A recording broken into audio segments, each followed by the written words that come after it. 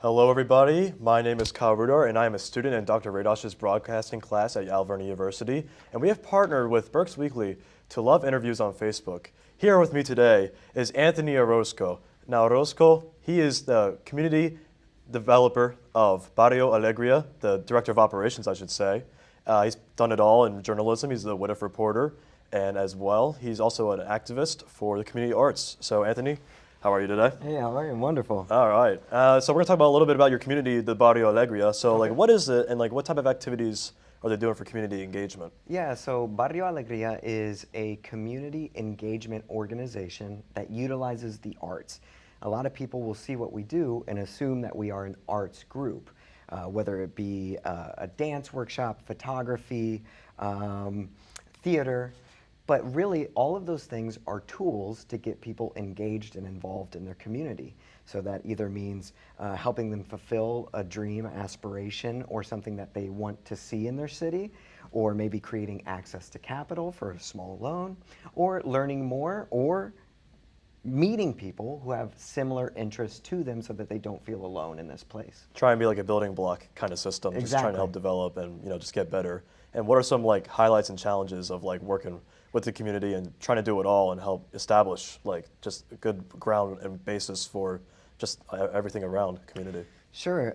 Some highlights are, well, for me, I consider myself an addict, and I'm addicted to something very specific, which is watching other people That's a good thing to be meet addicted their to. dreams. Like, if they are able to accomplish a dream, I get a rush and I feel fulfilled in ways that almost nothing else will do for me. And so I am constantly chasing the next dream that somebody needs to fulfill. So a highlight for me is seeing somebody accomplish either starting their own small business, maybe becoming a paid instructor, changing their resume. Really what we look for at Barrio is a point of transformation. So we don't just have events to have events. Parties are cool, celebrations are fine.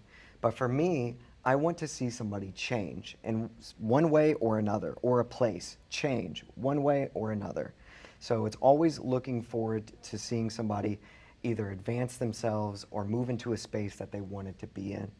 I think one of the challenges is that in the community, a lot of folks can think like, oh, shouldn't it just be easy to do like a parade or a show?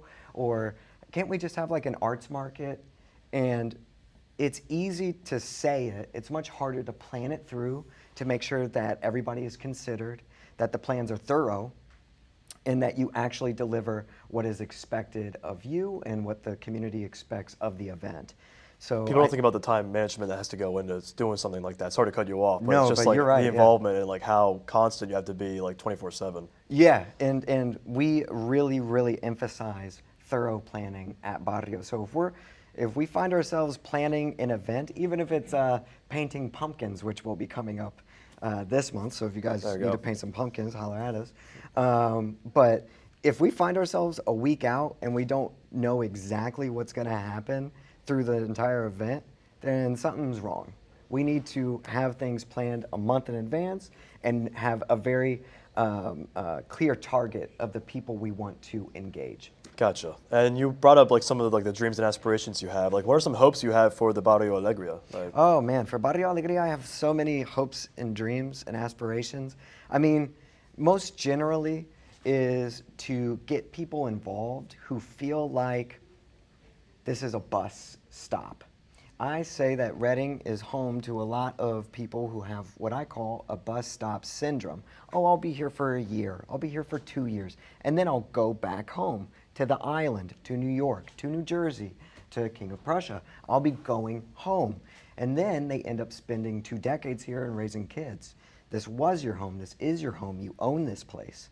And so for me, a hope and aspiration that I have for Barrio is that we engage people who maybe feel alone or maybe feel like they're just going to be here for a little bit and then bounce off somewhere else, that no, this is your place. You own it. So make it what you want.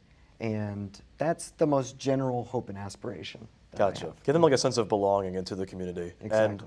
And you brought up earlier before we started actually this live stream that you were a journalist for a long time. and trying to break your way into journalism is such a tough thing to do. Can you tell us about like your career in journalism and how it prepared you for the role, like just trying to break into it and like feel like you belong in a sense? Yeah, well, first and foremost, I joined my student newspaper, the News Record, at the University of Cincinnati, which every journalism student or broadcast student should look into. One, it helps you work on deadline.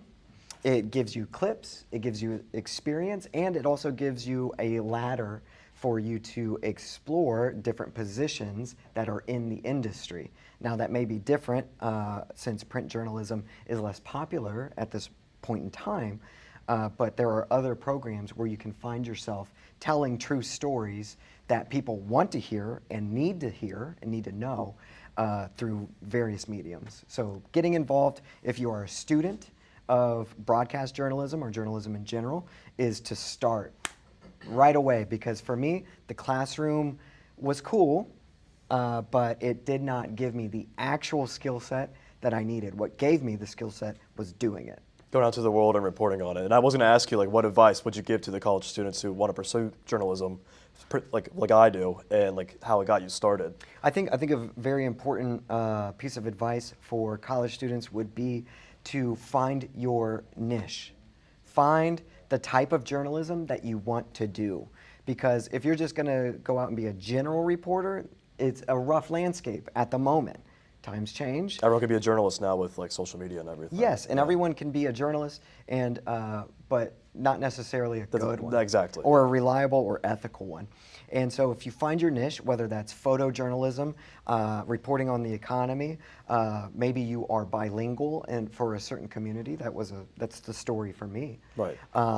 If you can find a niche, sports journalism, something that you know a group of people want to hear, and that there's not just everyone going for it, you carve yourself a lane that you can find success and development in. Sounds good. And since you're a journalist, how important is it to vote in this upcoming election, especially for the Hispanics? I mean, Donald Trump was just in Reading a few days ago, and Reading is such a huge Hispanic community. And how important is it to have their voices heard in this election, like, and obviously with your journalism background and your involvement in the Latino community? Yeah, I mean, it's critical that Latino citizens participate in the democratic process and also be heard. Latinos and their political leanings are changing. They are spreading. It's an Americanization that happens to ethnic groups that have spent generations in America where they leaned in one way for many decades. They are now dispersing into various political ideologies. Regardless, if you want to craft a country, if you want to craft a home that you want to live in, you have to participate. And to that point, I think that's an important point that we're doing at Barrio, is because the idea of activism and civic engagement may become with certain connotations. Activism, you're out there with a sign, you do some rah-rah, you go home. That's, for me, that is a pigeonhole. Or if civic engagement is once every year I go and vote, or maybe I guess 6 months because there's primaries, right?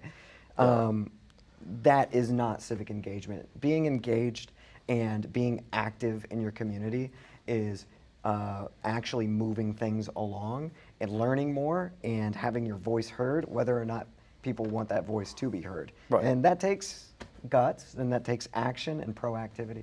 Yeah, then you don't want to follow that rinse and repeat cycle. You actually want to like break away and actually make your voice heard in a way. Yeah. And also making your voice heard. You brought up earlier you're a community arts activist, if I'm not mistaken. You were also the 9th Berks County Poet Laureate, and a huge honor. How do you get interested in writing poetry? Like, what made you really want to get into it?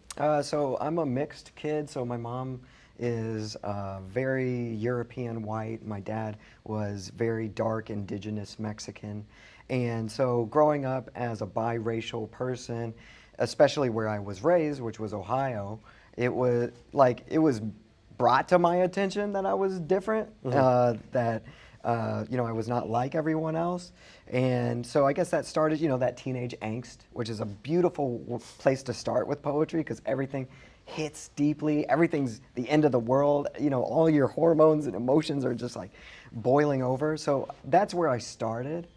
But I've stuck with it because I found it to be a very useful tool using the universal language of art to explore how I feel, why I feel it, how other people treat me, why they treat me that way, the boxes that people fall into in this world, why they are boxes, perceptions. I mean, each door leads to a new Boundaries door. are endless for like what you can come up with in poetry. I was going to ask you like what kind of poems you like to write, but it seems like just like personal, emotional stories about like growing up in like with your mixed background. Yeah, that's certainly an aspect, and then spirituality, romance. Cover it all, really. Yeah, I mean, it's a way to journal that I believe gets you closer to the source of the cosmos than journaling does. Gotcha. And then like I'll start to wrap it up here with this last question. Sure. Family man, obviously. How do you balance your career and home life? Obviously back growing up and now finally having like balancing the career that you have now for the community, and you're all over the place with that, and obviously your home life. How do you find a balance with that? It's hard. I mean, it's definitely something that you have to tend to. You have to be mindful of. And in your careers, whether you're a journalist or whatever, for any students, you will find yourself constantly at forks in the road where maybe you want to be pulled into your career more, or you want to be pulled into your family. One thing that is indispensable, I think, for people is to understand boundaries, to set boundaries, and to abide by your own boundaries, because it is not only, it's not like a power move. It is a way to respect yourself. So if I have boundaries of like, this weekend I am not working, I'm going to spend that time sitting on my couch with my cats and my wife, then that's what it's going to be for a reason, Right. So having intention and setting boundaries. Gotcha. And Anthony, thank you so much for your time. Yeah, thank you. Any closing thoughts you have at all? Just like you want to send the Berks Weekly off with anything at all going on upcoming weeks? I want to say that anybody listening, all the students here, there's a bunch of students behind these cameras, you can't see them, but I think confidence is key, because I lack a lot of it. I don't necessarily believe in myself a lot, but if you believe in yourself, you can become president of the United States without being qualified. And so it's totally, totally possible for you to do your wildest dream. If you shoot for your wildest dream, you will find something that may even make you happier along the way. So go ahead and do it. That's a great way to close off, Anthony. I am Kyle Rudart. Thank you so much for watching Facebook Live on Berks Weekly. See you next Friday at this time. Have a good rest of your day, everyone.